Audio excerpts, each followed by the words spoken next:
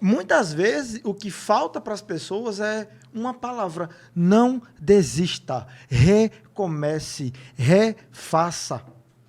Descanse. Esse Não pare. Não pare. Eu sou investidor de coisas, mas eu gosto mais de investir em pessoas. Percebe-se. Eu ouvi uma pessoa dizendo que investir em pessoas é arriscado. Eu disse, tá aí. Tá aí.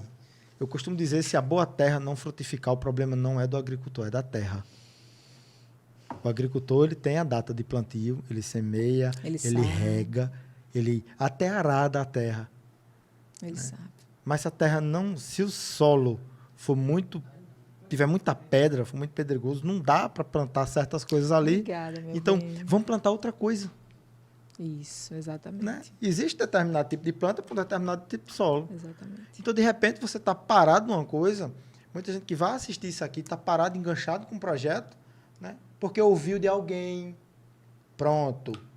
Eu digo para minhas alunas, quando vocês vierem para a aula, a primeira coisa que vocês vão vir dentro de casa, pronto, só quer ser as costureiras. Você olha de lógico. E o que tem de gente negativa, quando a gente tenta... né? Eu não tenho nada a ver com o fracasso de ninguém, se não deu certo, recomeça, mas está vivo, bola para frente, respira aí, inventa algo e vai viver de novo.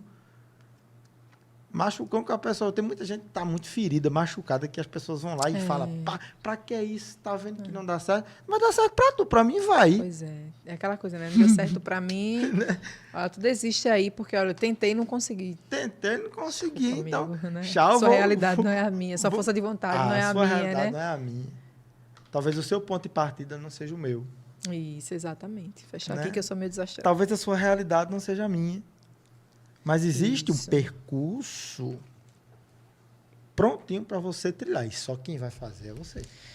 Né? E querer trilhar faz toda a diferença. Querer trilhar. Dá trabalho? Muito. Dedicar tempo para estudo é horrível. O resultado demora a aparecer? Demora. Pô, um pé de macaíba, quantos anos? Macaíba, aquele coquinho pequenininho. Esse pé de macaíba. Quanto tempo leva um pé de pau daquele para crescer? Exato. Eu passo constantemente aqui, eu vejo aquele cenário ali na porta do cemitério, aquele pé de macaíba enorme. Eu digo, isso foi plantado quando aqui? Eu tenho essas coisas. O que se passa na cabeça dele? O que se passa na cabeça? Eu fico olhando assim, rapaz, isso aqui é de outro lado. Eu confesso para quem está aqui que todos os dias eu tenho descoberto uma versão nova de mim. Eu tenho me permitido viver isso. É muito importante que vocês tenham isso, esse desejo de se deixar permitir ser, testar, ir. E não ter medo, né, de viver não os sonhos. Não ter medo, né? não ir. Né? Não ir. Eu entendi. A gente passou por aquela calamidade que foi aquela situação da pandemia, a gente entendeu muita coisa. E a brevidade da vida, para mim, ali ficou muito claro. Eu vi muita gente indo embora muito rápido. Então, existe uma brevidade. Eu disse, não, então um dia de cada vez. Um dia de cada vez. É verdade. E a gente, quando fala um dia de cada vez, a gente não é responsável de anular o ontem e esquecer o amanhã. Não, mas é ser ponderado. É separar um tempo. A gente não está dizendo aqui que a pessoa tem que viver como se não houvesse amanhã. Não é isso. Mas assim, não pode deixar de viver o dia de hoje, embora esteja construindo para o amanhã. Hoje foi estabelecido muito uma figura sobre imagem. O que ele mostra, o celular dele, o carro dele, a casa dele, a piscina que ele vai, que ele tem. Esses dias a gente saiu para comer um espetinho, eu fui descalço. Me fez, tu veio descalço? Eu digo, eu vim descalço, deitado no bolso. Vou pagar do mesmo jeito, eu moro na outra rua ali. Do mesmo jeito. Valoriza a sua essência. Se a sua essência não for muito legal, tem tempo para mudar. Né? É verdade. Não é tarde para mudar, não. Se a sua essência já é boa, melhore. Seja o que o mundo não é. Somos eternos aprendizes, né? Todo dia a gente aprende algo novo com pessoas Fora diferentes. da curva. Exatamente. Eu tenho aprendido muito, né, nesse novo processo. O Marivaldo sempre diz assim, Dayana, o não a gente já tem.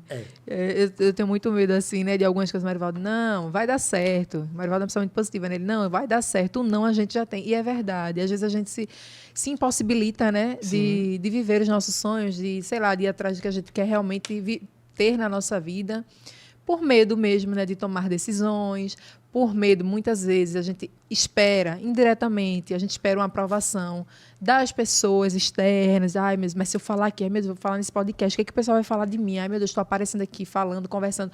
Ai, vai ter gente aí que vai dizer que eu não falei bem, que eu não estou... Enfim, uma coisa que eu entendi... Sempre vai ter pessoas que... Uma coisa que eu entendi, Ana, é que as pessoas elas têm mais medo do julgamento do que do fracasso. Pois é, verdade. E nessa era digital, a gente vê muito disso. Os haters, não sei o quê.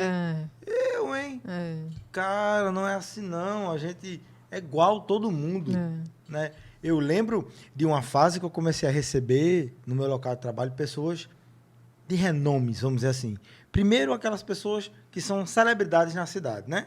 Prefeito, juiz, vereador, aquele médico renomado, né? Aquele empresário influente. Quando essas pessoas começaram a bater na tua porta. A bater na minha porta, eu lembro que as primeiras vezes que eu atendi essa pessoa, eu atendia acuado. Eu não vou dizer que eu já atendi aqui. Mentira. Eu atendi assim, poxa, fulano tá aqui, eu vou assim. Quando isso aconteceu 3 vezes, eu disse, não, tá aqui porque eu sou bom. Meu trabalho é bom. Senso de pertencimento, de se reconhecer. Se ele vem atrás, é porque eu tô atingindo o que ele quer. Exato. Então, agora eu não vou olhar mais assim, não. Eu vou olhar aqui. Bom dia, tudo bem? Seu lugar na sociedade é tão pertencente quanto o meu. E a gente também muitas vezes se coloca, né, em lugares de inferioridade, né? A gente olha os números que as pessoas... Números é uma coisa impressionante. Né? Os números, as posses, né? As coisas... E quem está do outro lado? O ser humano que está do outro lado. Né? Mas vale a pena o humano, faz outra situação.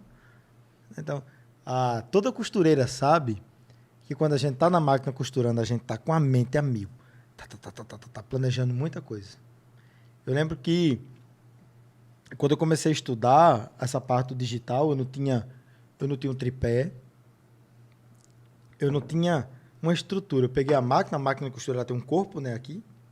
Peguei um monte de ferro, enrolei, fiz uma estrutura, uma gambiarra e coloquei meu celular assim. Pá. Eu costurava e ouvia. E eu ouvi inúmeros podcasts, inúmeras entrevistas, inúmeras aulas. O como, para mim, ficou colado comigo. Como se comunicar. Tá.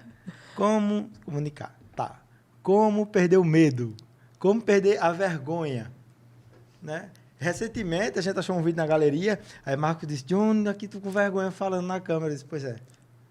Mas a vontade de vencer foi maior. Sabe aquela história de não arredar nem para um trem? Agora que eu não arredo mesmo.